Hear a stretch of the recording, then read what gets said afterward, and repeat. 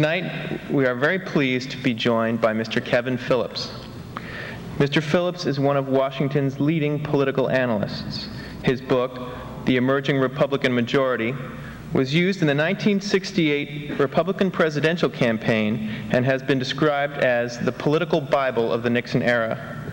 Mr. Phillips is also the author of The Politics of Rich and Poor and Boiling Point.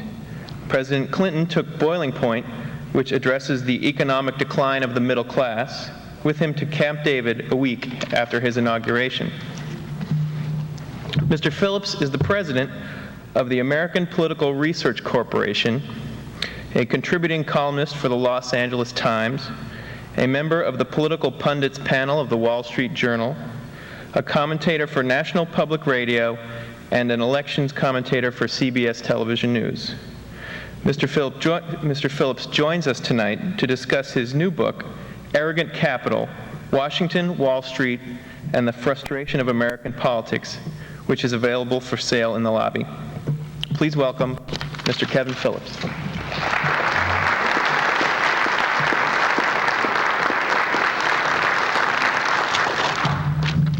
Thank you. It's a pleasure to be here.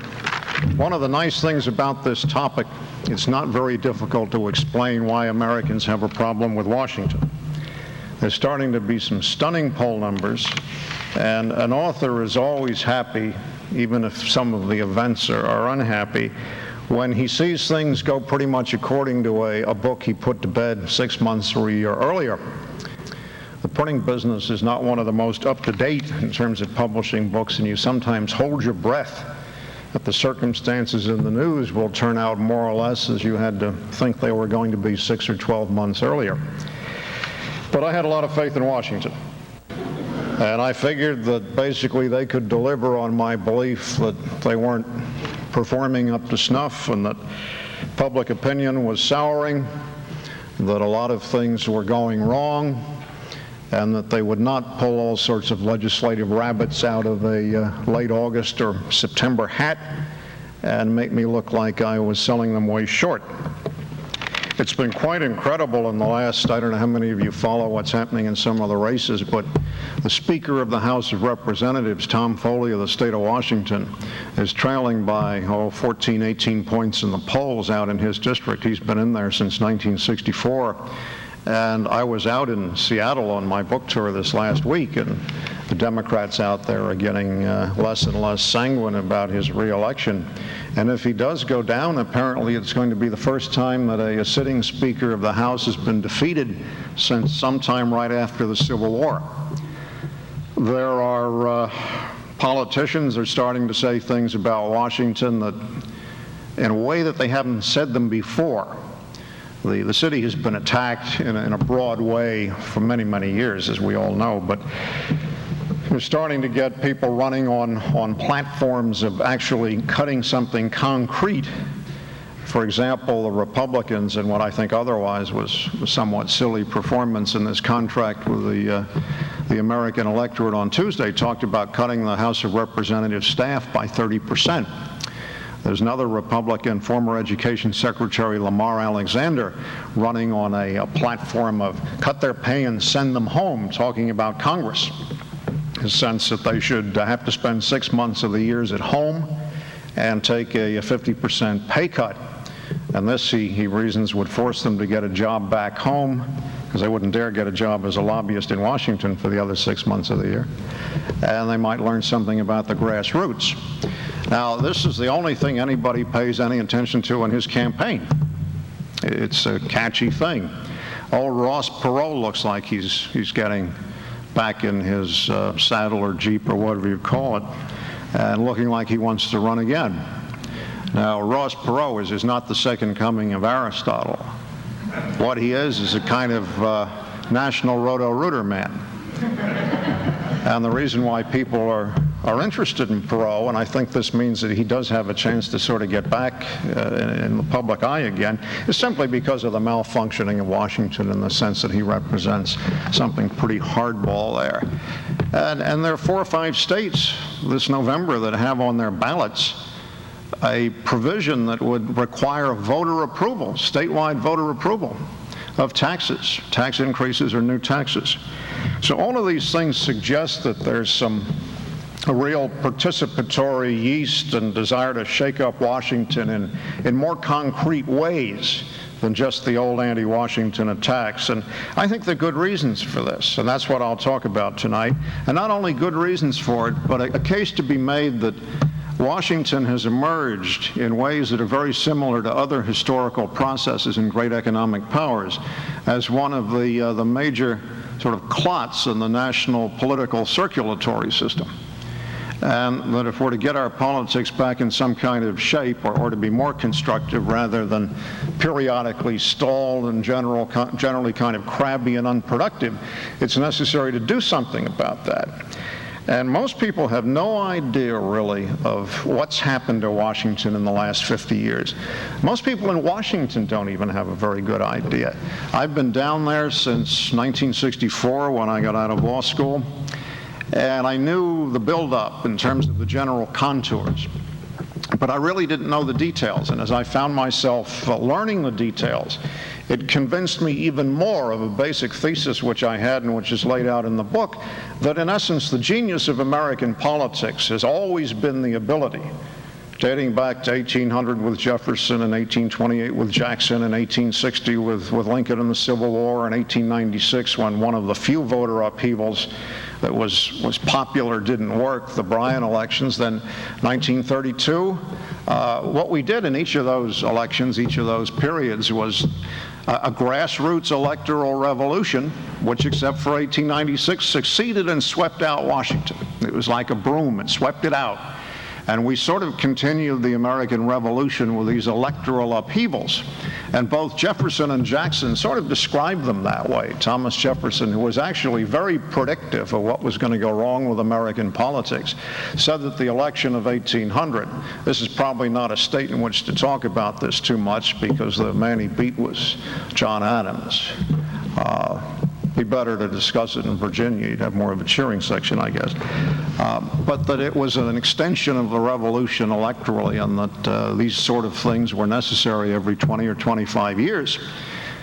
Revolutions of a sort to keep the system working. And in fact, that's sort of what we had. I wrote a book, as was mentioned, at the end of the 1960s. Called The Emerging Republican Majority. It was written in 67, used in the 68 campaign, and came out in 69. And its essential thesis was that the United States had these electoral upheavals roughly once a long generation.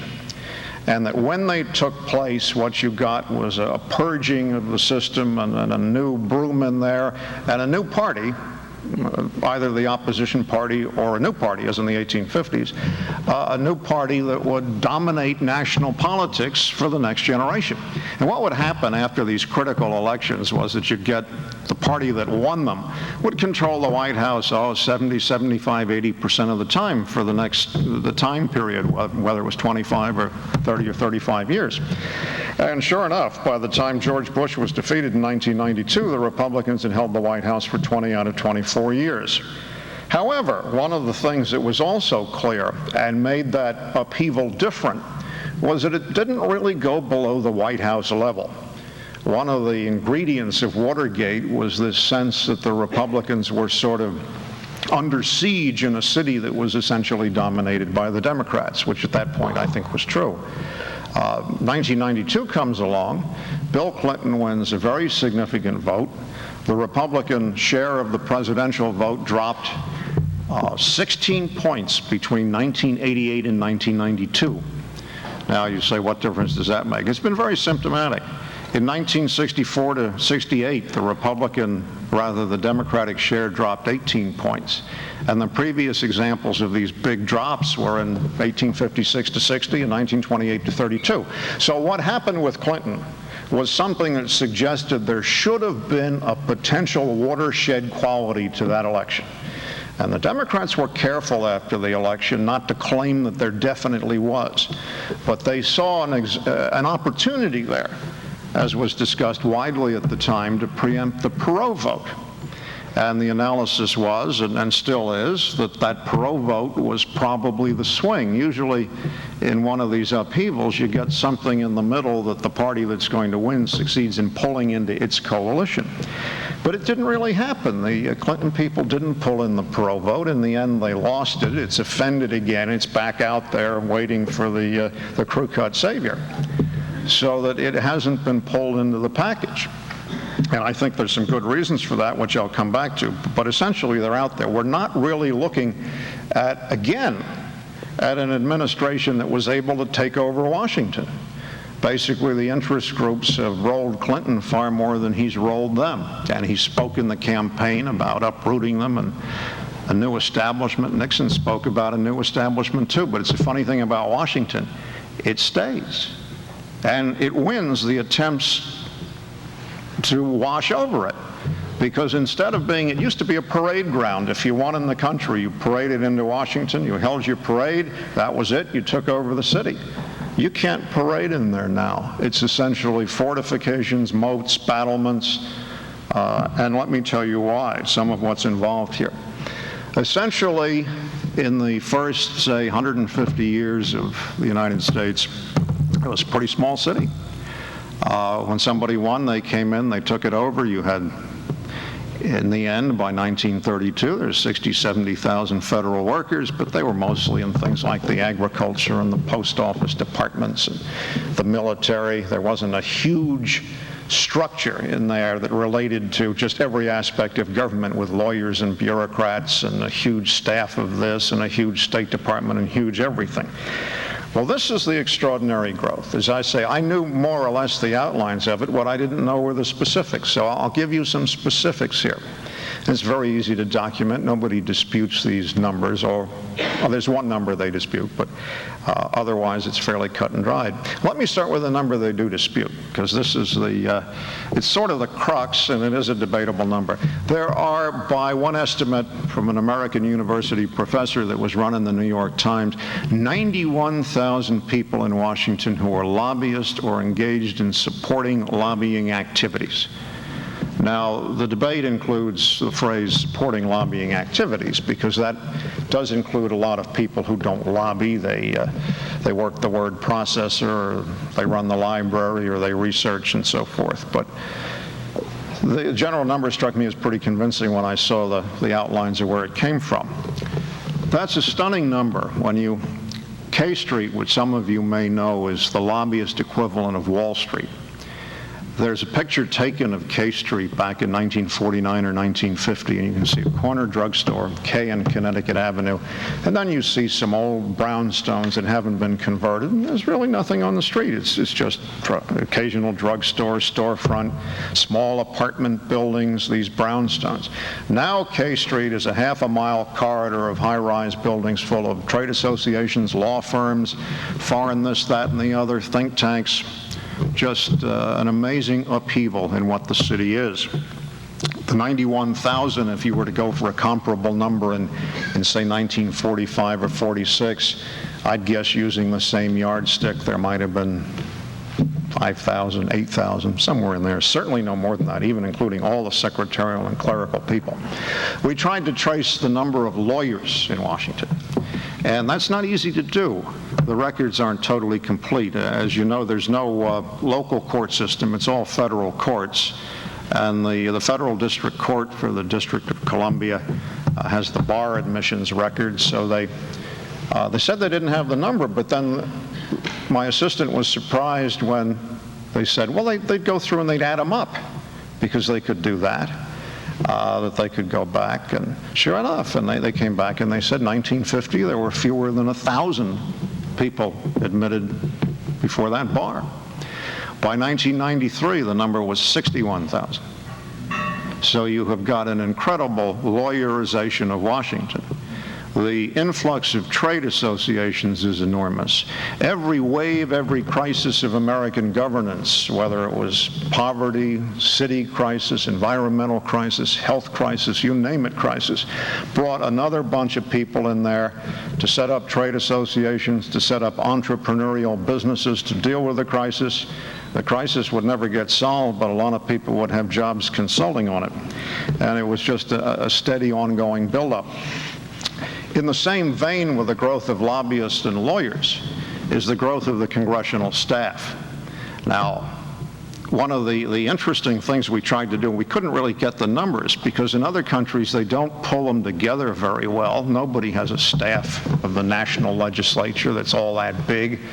In the British Parliament or the Canadian Parliament, you get, they estimate that maybe they're like 1,500, 2,000, 2,500. They don't think it could possibly be any more than that, but they're not really sure.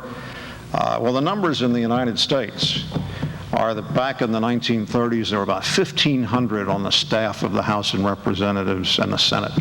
By the end of World War II, it was about 2,500. By 1960, about 7,000. By 1970, it crossed 10,000. By 1990, it crossed 20,000. I don't know how many aides the senators from Massachusetts have. It's probably 35, 40, 45. The congressmen have 20. The staffs are huge. A lot of it's just a training ground for lobbyists. If you've been the staff director for Congressman Glotz, then you can become the deputy Washington representative for the Widget Company of America or the National Union of Unnecessary Employees, or whatever aisle you're on. And the buildup is just enormous, and the congressional staff has just gotten huge. The buildup in the State Department, it was about 6,000 people in 1940. I didn't take it past 1970, and it was up to 37,000. The CIA, of course, won't tell you, but it's huge. The buildup of this stuff is just mind-blowing. The rise in the number of journalists, something less than 1,000 around the time of World War II, about 15,000 now. You can do it with think tanks, you can do it with just about anything. Well, the result is that you have probably the most prosperous white-collar population in metropolitan Washington of anywhere in the country. The richest metropolitan area. Of the 20 counties in the United States with the highest per capita income, 7 are in metropolitan Washington. And it is just a very prosperous area. When Tiffany's decided to open up a branch outside of New York, they put it down in Fairfax County, Virginia, which is one of the heaviest lobbyist concentrations. So it's really quite something. And my feeling is that this growth of Washington, this impenetrable complex, bipartisan, more Democratic than Republican, but really very bipartisan, has become an obstacle to grassroots political upheaval of the sort that worked from 1800 through, say, 1932, and it just can't really work anymore. What happens in Washington when a new president arrives is there's this whole structure in place which is sort of the interest groups of his party. And when the president arrives, there's this, it's like an electromagnet and iron filings. And the president basically thinks that all the stuff he said during the campaign can happen. That there's this system will, or maybe he thinks this, I don't really believe that anymore, but you get there and you can't do it. Essentially, you arrive and there's this whole interest group structure that you have to absorb. So Bill Clinton, after running against all this stuff in the campaign, and of course Reagan ran against it, Carter ran against it, Nixon ran against it, people have been running against it for 25, 30 years because the public is contemptuous. Clinton gets in there and he was realistic in a sense, but on the other hand, clearly breaching his implicit pledge in the campaign. First thing they do is sign up all the Washington insiders, and they're back running things. Vernon Jordan, you see him golfing with Clinton up on Martha's Vineyard, the ultimate insider, a corporate lawyer with one of the big firms. These people are all, most of them are part-time lobbyists that just do that. That's what both parties do down there. So the interrelationship between the this enormous structure in both political parties is what really keeps the political parties from doing much of anything.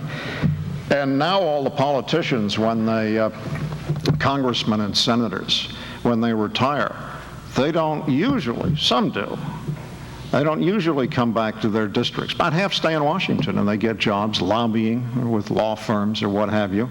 And so do most of the other big names. Most of the Republican and Democratic national chairmen have actually wound up becoming representatives of foreign interest.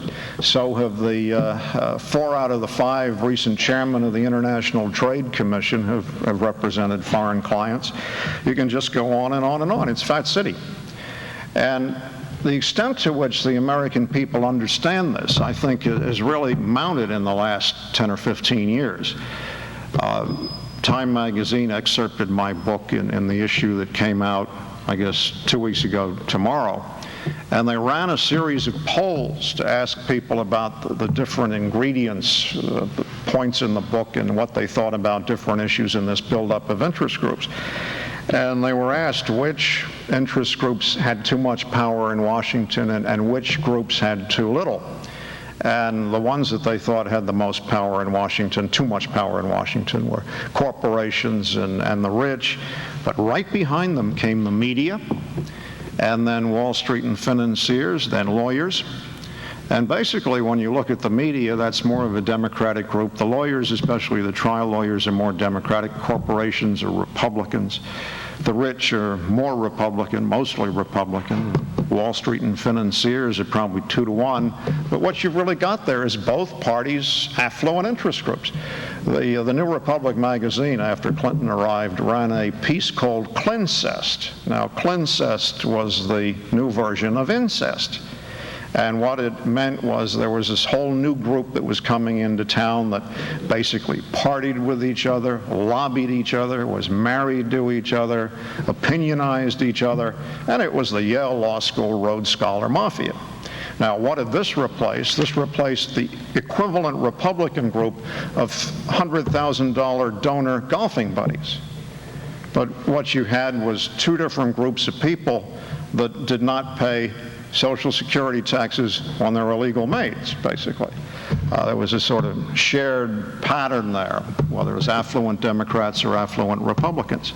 You don't get much of a voice of the average person out of either of these groups, but you do get this ongoing interest group structure. Now, what does it mean in terms of where the United States is historically and the bogging down of the political system? As I mentioned, I think that we no longer have the possibility that these upheavals out in the grassroots, using the Republicans and the Democrats who are so knit into this system, can really succeed in changing it very much. So the second question is what we can do about it, which I'll come back to in a couple of minutes. But the first question is, what does this mean for a country historically? And this is the other thing I found myself fascinated when I started to research it. Everybody's heard about Rome and all that happened there, and you have these pictures of the aristocracy of sorts, the leadership lounging on these chaises as the barbarians are at the gates, and all sorts, too many lawyers, too many everything, and the country just sort of falling apart. But if you go back and you look at the great economic powers, beginning with Greece and Rome, and then go through the Byzantine Empire, and then Habsburg Spain, and the Dutch in the era when New York was New Amsterdam, and they were the leading world economic power, and then the British. What you find is that capital cities always became these major buildups of a governing class and elite and public employees and all sorts of people who came in to take advantage of the court or the bureaucracy or just any version of this you care to think of. And as a result, capital cities have been, in a lot of cases, hated by the public. The best circumstances were cities like London, where they really did so many other things in the country that they did get elite dominated, but it wasn't just a political elite, it was the country's whole cultural and religious and economic elite. But the governmental ghettos, like Madrid was in Spain, or Constantinople, or The Hague in Holland, and then in other countries, places like Ottawa in Canada, or Canberra, the Federal District in Australia, or Bonn in Germany, They just get bigger and bigger with a political class that feeds on itself and takes care of itself. And that's, in essence, what we have. And if you go back and look at the rise of capital cities, they tend to be a very definite barometer when they're getting big and fat and they have the highest income in the country and they're just loading more and more professionals and hangers-on into the city.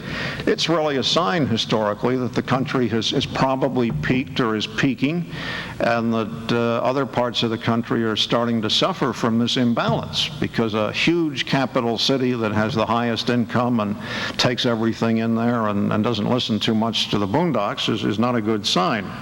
There's a lot more history here. I'm just skimming it.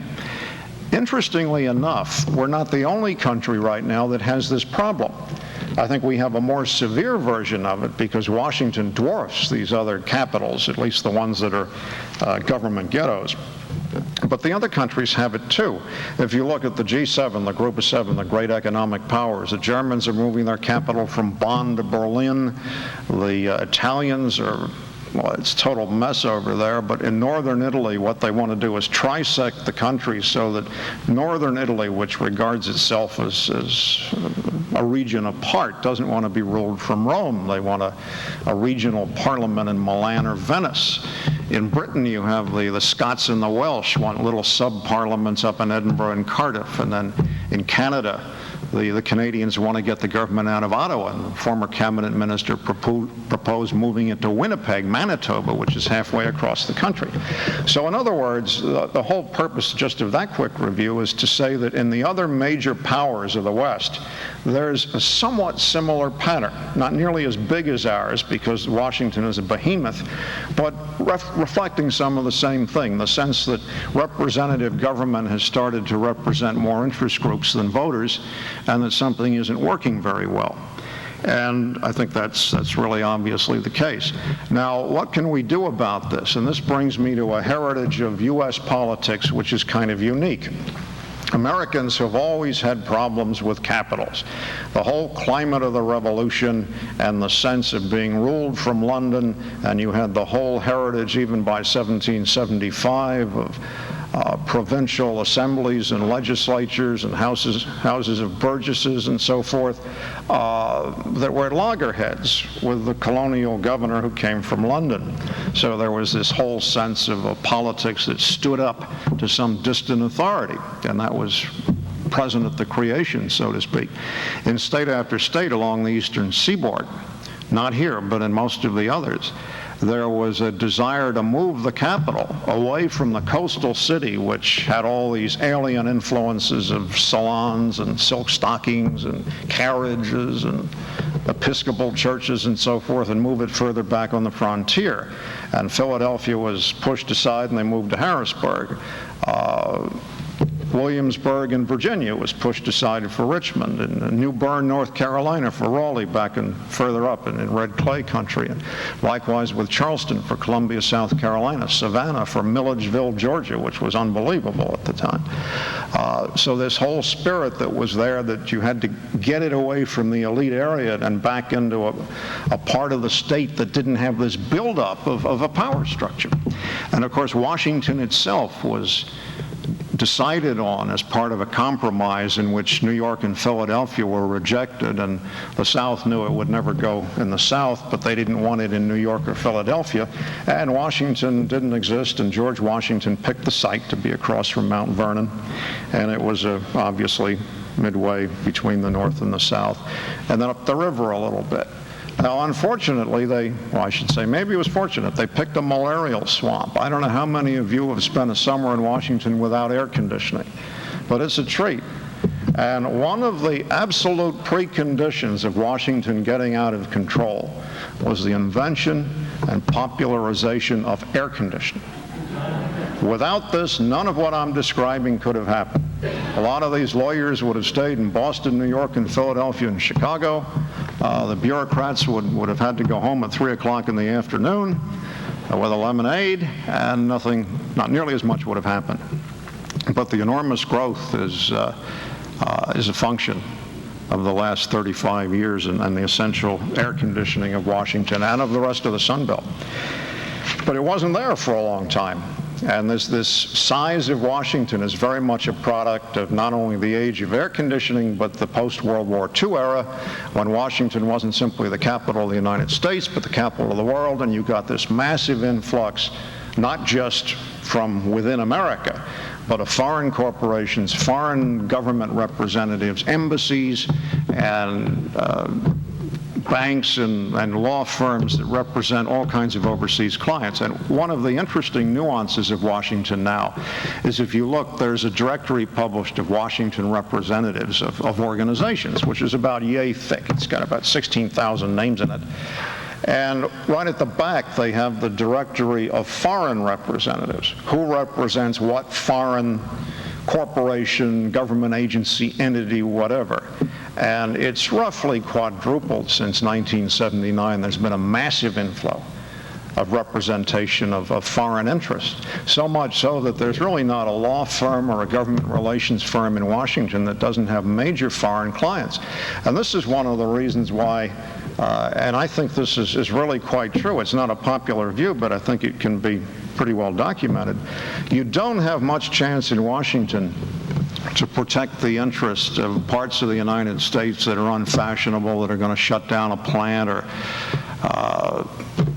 average Americans' interest in terms of jobs and factories aren't really represented specifically there. That's the interesting thing, by the politicians maybe, but all the big law firms and all the power brokers are there representing the sugar industry of Brazil, or the Japanese Automobile Manufacturers Association, or the Midland Bank, or whatever.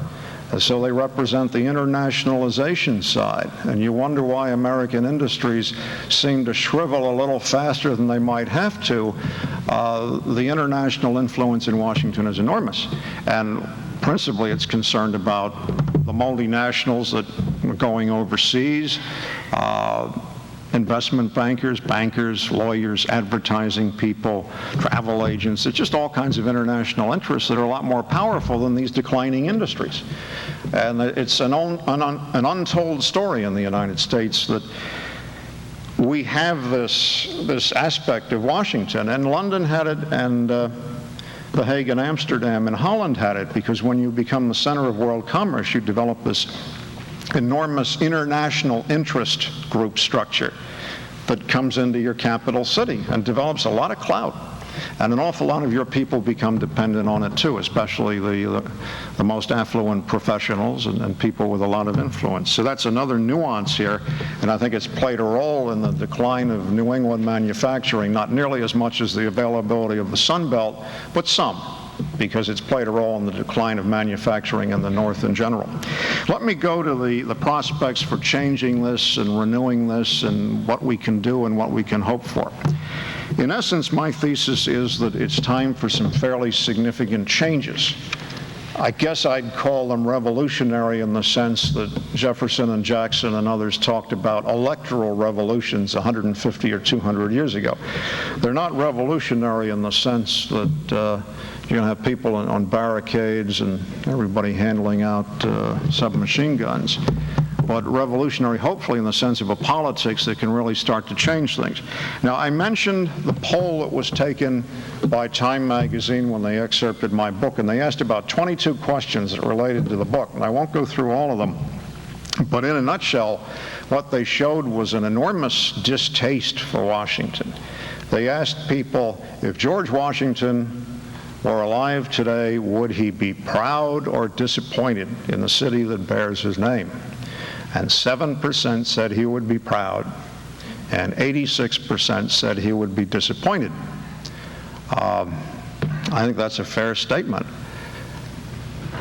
If you get into the nitty-gritty of what people think, I mentioned that a huge majority think that Washington is run by interest groups. It's no longer run by the president, even by the Congress, Republicans or Democrats, whatever. They say it's run by interest groups. Now, that's not true. It's not really run by anybody. It's semi-anarchic in terms of outcomes. But in terms of who has the most influence, it's probably fair to say interest groups, but very broadly construed, because the media is an interest group. The think tanks are an interest group, in addition to the obvious interest groups. There is a whole political class that has an interest. Congressmen are an interest group. They want to get reelected. That's one of the principal denominators of anything they do. So the public has this sense, rightly I think, that interest groups dominate Washington and they want to do something about it. So they were asked, is it enough to change the faces or do we have to change the system?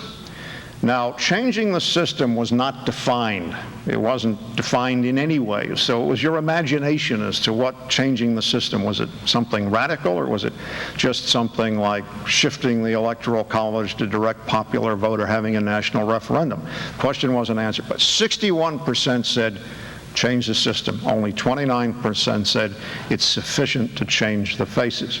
Now, they were asked would they like to see all kinds of power and programs move back to the states. 59% said yes, 32% said no. They were asked if they would favor making laws by a national referendum. And 76% said yes, 19% said no. I've never seen numbers like that. The poll question has been asked frequently. It's nothing that the establishment cares to discuss, but there were like 6 or 7 polls within 15 or 20 years that charted the evolution of what is a very lopsided public desire to have the people themselves make the laws through some kind of national referendum mechanism. Again, it's not really spelled out what they'd make. But 76 to 19, the previous numbers that I'd seen were like 64 to 28 or 59 to 28, something like that. Not nearly as lopsided. Then people were asked, would they like to have an insistence nationally that tax increases or new taxes be approved by the people in a national referendum procedure? 73 yes, 23 no. Now, these are the things that are on the ballot in a number of states, so it's easy to see how people are leaning in this direction. Term limits, of course, 4 to 1. Should we have a new party to fight the Republicans and Democrats from the presidential level down to the state level? 58% yes, and I think it was 31 to 32 no, but right in that range. Other polls are finding this too.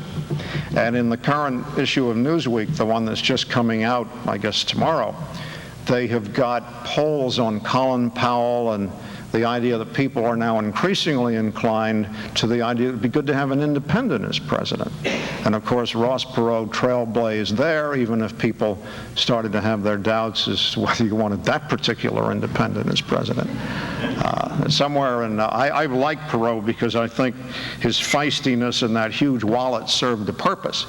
But somewhere in there, you do have this feeling that there's a wire that ought to go to an A terminal that goes to a B terminal, you know. And maybe Colin Powell has a terminal problem too, I'm not sure. He's a very capable guy. Nobody knows what he thinks on a lot of issues, especially domestic. But it's clear that Americans are starting to think that the Republican and Democratic system hasn't served them all that well, partly because it's so closely linked to this huge growth of interest group politics. And I think that's quite realistic. So where can we go from here? Now, the book has 10 categories of proposals that I get into, and they're mostly put together based on the problems of previous great leading powers, principally economic powers, and what went wrong in these countries as they topped out and started to go downhill. And there's a chapter on that, and some of what it suggests is you get concentration of wealth, you get problems for the middle class, you get the rise of the financial class and problems in manufacturing, you get a lot of speculation, you get taxes going up, you get declining infrastructure, education gets weaker, a lot of cities are sort of deteriorating. This has been true in the general grouping. Then you get a culture that gets more sophisticated and international. You get questions about are the old patriotic virtues declining, and people think there's an element of moral decay, and that becomes a debate. And that's all reasonably descriptive of most of the countries, and we certainly have some degree of 2/3 of those. Some would say more, but I think most people would figure half or 2/3 do describe the United States now. So the 10 suggestions in the back are basically aimed at what you do about these problems. Not all of them, and I didn't address the cultural ones very much at all, because it gets you into such a different set of issues but also because the book focuses more on the governmental and political system with a little sidebar to the economic and financial. But it starts out talking about what we can do about Washington. And I'm just going to talk about the first couple of things, Washington and the political system, and then stop and turn to questions. But in essence, it does lay these things out, and it makes the point that the United States has uniquely a tradition of being able to raise these issues and cope with them. I mentioned the whole pattern back in the period right after the Revolution of how to locate the capital. Thomas Jefferson was afraid that at some point it would have a couple of million people and sit on our necks like London did. And if you read his quote in which he describes this, you think that the man got up one morning and had a vision of Washington circa 1992 or 3 or 4 and knew what was coming because he just described sort of the buildup completely. But there is this whole tradition of worrying about these things that Americans have that other countries didn't grow up with. And we have this whole set of hostility towards power structures and the public opinion towards Washington, which is more extreme than other countries. And other countries don't like their capitals either. The Canadians, the polls show they don't like Ottawa. But ours is more striking. And in the 1790s and in the 1890s, at the end of both centuries, what you saw was a decade in which the 90s moved from being a period of sort of institutional conservatism after the ratification of the Constitution, and then in the early 1890s, before the panic and crash of 1893, moved away from these more conservative patterns towards a more radical pattern, Jeffersonian democracy, which won the White House in 1800, and just pushed the federal party basically into the basket within 10, 15 years, again, except up here. Let me deviate here a minute. Massachusetts has always been a fascinating state. It's one of the great lagging indicators of American politics. No, really, it is. It is. Started it in the Federalist era, and then in the 1930s, the one part of the United States where Hoover carried half the states was New England. He carried Connecticut, Vermont, Maine. Actually, I guess he carried 4 out of the 6, New Hampshire too. And then, of course, in 1968 and 1972, when the whole Republican trend was sweeping, again, Massachusetts was the major dissenter. So there is this pattern of going with past politics that was there in the 1800s too.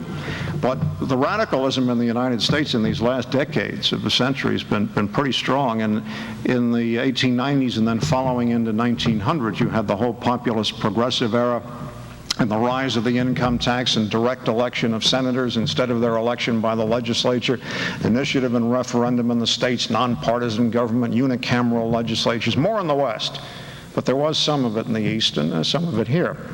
So there's this speed up and this yeastiness that you get in the United States in the 90s. So I suggest that, maybe the 1990s are going to show elements of this, and if you look at the polls, they certainly are, and they are in other countries too. And these 1990s should push the others in the shadows, because this is not only the lead into a new century, it's the lead into a new millennium.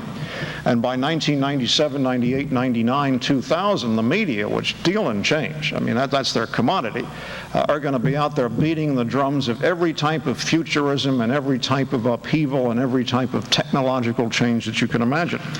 So the context for what I'll close with here, these several suggestions, is actually fairly real. I don't know how much of it will happen, but let me tell you what could happen, and there's some sign that there's starting to be some motion. First, in terms of trying to dismantle Washington a little bit.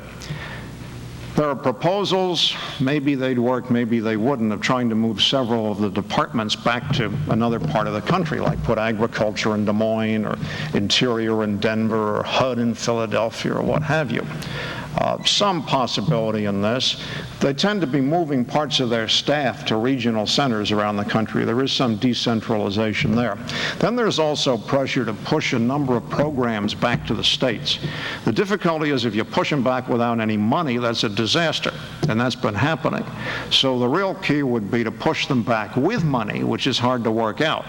But if that starts to happen, that would be a very useful thing. People have a lot more trust in state and local government. That's even true in some of the states where state government isn't necessarily anything to write home about. Whenever I trash a state in speeches as being a place where you've got more corruption than usual, I always hasten to point out that I grew up in New York, went to school in Massachusetts, and live in Maryland, and that's three of the best. So.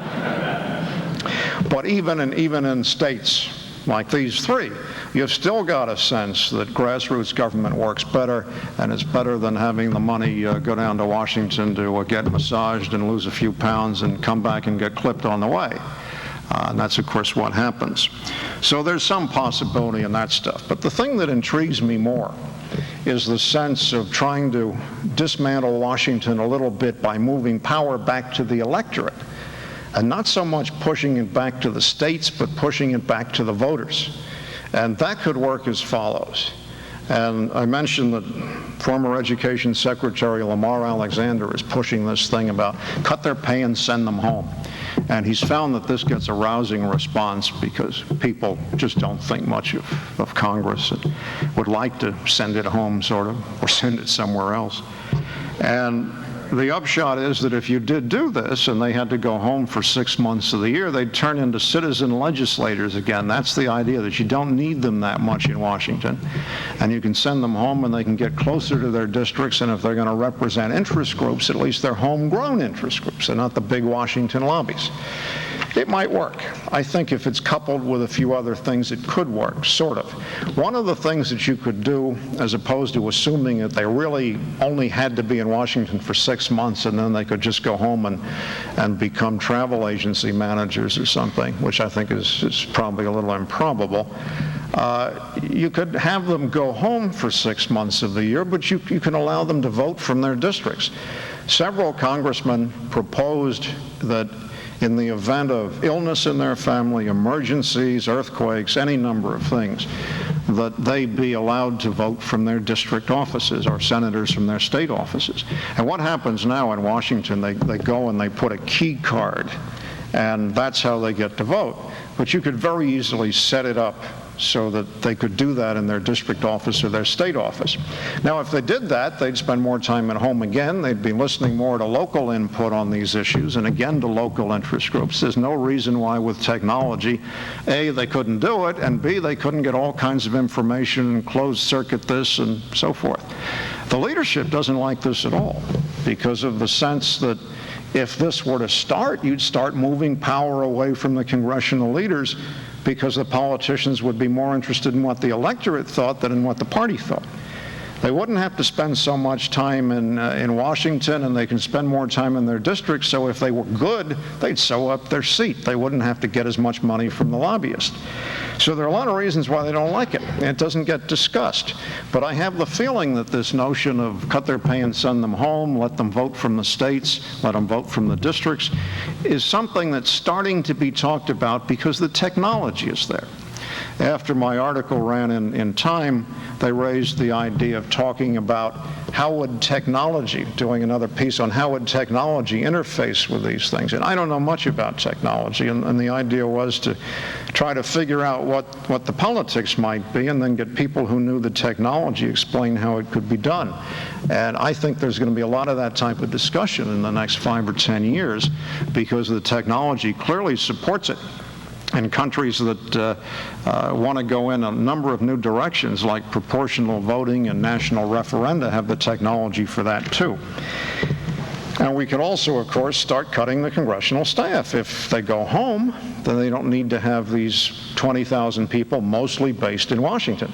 Because most of what these people do is interface with the lobbyists and work on all the deals and the legislation and the amendments and so forth. They do other things, but the caseworkers in there, the people that worry about your Social Security check or your something or other, are only maybe a third or a quarter of that staff. It's much more people dealing with the politics and with the legislation. So that might be a benefit if you send them home, and if you cut the staff, they're going to have to cut the lobbyists. And what would the lobbyists do when the politicians were home for 6 months? I mean, they could move, I suppose, but that's not what they want to do. Up in Canada, the thing that was titillating everybody about moving the capital to Winnipeg was all the bureaucrats and journalists who wouldn't want to move out there and would therefore go on the unemployment rolls. and that was the subject of a lot of chuckling. It couldn't happen to a more deserving group. So there are all these things that would come from moving it back to the districts a bit. Then there's the question, do we have to start cracking down on lobbyists? I guess yes, because if you don't limit the lobbyists a bit, you're going to increase their power. So some people have suggested that lobbyists could have term limits. Well, it gets a little tricky, because you can make lobbyists register constitutionally. That's not a problem. That's not an interference. But the people who propose the term limits have come up with the idea that if they had to register, they would only be allowed to register for 10 years, and after that they would not be able to register anymore, which would mean they couldn't lobby. I don't think that's constitutional, although I think it's a pretty good idea.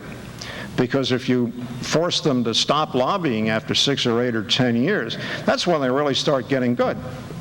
And that's when they can really tilt an issue, figure out a deal, warp something. That's really what you want to stop. So things like that are interesting. The question of separation of powers. The problems between Clinton and Congress, even a Congress of his own party, suggests there really isn't any reason left why we should have to have a president for 4 years. And if you go back and you look at the last 6 or 7 presidents, most of them have been one-termers, or sort of one-termers, and most of them were people wanted to be one-termers. And if you could have had a shot at wanting them to be half-termers, that might have worked too. You're looking at Lyndon Johnson, Richard Nixon, Jerry Ford, Jimmy Carter, Ronald Reagan, George Bush, and Bill Clinton. This is not exactly the reincarnation of Washington, Jefferson, Lincoln, and FDR. And these people haven't really worked out in some cases, and is there a good reason to keep them for 4 years if they don't, especially if you've got them gridlocked with Congress? And the answer is maybe we should have something in the Constitution. This is suggested by some of the good government groups now, that in a certain circumstance, which would be defined, the president could dissolve Congress and call for new elections. You're probably going to get a very large group of Republicans in this election coming up. And they might even take control of both houses. I doubt it. What we think is going to happen is that they will almost have majorities in the Senate and be closer to having a majority in the House than at any time in 40 years. But it's going to give Clinton a huge number of Republicans, probably something he can't govern with, because when Harry Truman had roughly that same number of Republicans in 51 and 52, he could not. It's not to say that Truman's ideas were any better than those of the Congress, but it was a difficult thing to deal with because of the institutions. And if that sort of circumstance is going to occur frequently, should we have to survive 2 years with these people jobbing each other, with the whole thing being blamesmanship? And that's what I think it'll be, Democrats and Republicans alike. Clinton is not particularly good at governing, but he's a good politician. And if he gets a Republican congressman that's not very effective and is naysaying and is playing all kinds of games, I think he can do a number on them. I think they can also do a number on him. I heard one Republican strategist sort of half laughing, but not entirely, saying that if they had control of either the House or the Senate, the Judiciary Committee could have a hearing on the use of Law Enforcement Assistance Administration funds in Arkansas for police cars that were used by the police for purposes you'd rather not describe on a family news program. And I think that there just are all kinds of investigations of Clinton that you could have out of a Republican Congress. And some, I think, that might even make him ex-President Clinton. So are all these things something that we want to have built into the system, or is there a case to be made for something whereby you can dissolve Congress and have new elections, and whether they'd include the president is another interesting question. I think all of this stuff is going to get more discussion. The same way I don't think we can have a new party, but the thing that may come into play, and this is the last point I'll make, and then I'll stop and go to questions, we may see some form of a national referendum. And Perot pushed that. I think that the Republicans are more likely to push it than the Democrats, but you never know. And the voters want this, and the party that pushes it is going to have a hell of an item there. And how far would they go with it? It wouldn't make sense to decide too much by referendum. Switzerland, they decide almost everything. They have a very weak party system. The federal government in Switzerland doesn't do much, and they have a lot of referenda, and they do a good job. But in the states in the United States that have initiative and referendum, The results are somewhat checkered. They don't pass very many dumb things, but it can be ridiculous, and a lot of junk goes on the ballot, and a lot of money spent in California and Washington and Colorado. A lot of people think the initiative process has gotten out of hand. But if we were to put the sort of things up for a referendum that the British and the Canadians and the New Zealanders, three other systems that are sort of akin to ours, where representative government as opposed to plebiscitary government has been the rule. The British in the 1970s put the European community on a referendum. They wouldn't do it in the last couple of years because public opinion would have beaten it, and the government didn't want it beaten. But it was voted on once 20 years ago. The Canadians, of course, put the status of Quebec up for a referendum. The New Zealanders had a referendum last year on ending the winner-take-all system in parliamentary elections and having proportional representation come in because they've now got an increasingly multi-party system. All of those are the sort of things you could put on the ballot in the United States and have a significant debate over it and have a popular vote. Perot wanted to go to having taxes and congressional pay raises approved by a referendum. I wouldn't do that at this point, but if you've got the next 4 or 6 years, we do have 6 or 8 states that do this by popular vote, and it works well, and it's a good way of mobilizing resources, then it should be considered, but I wouldn't do it before then. But I think all these things are going to be debated, and it's going to be a very interesting debate, and it's happening in other countries.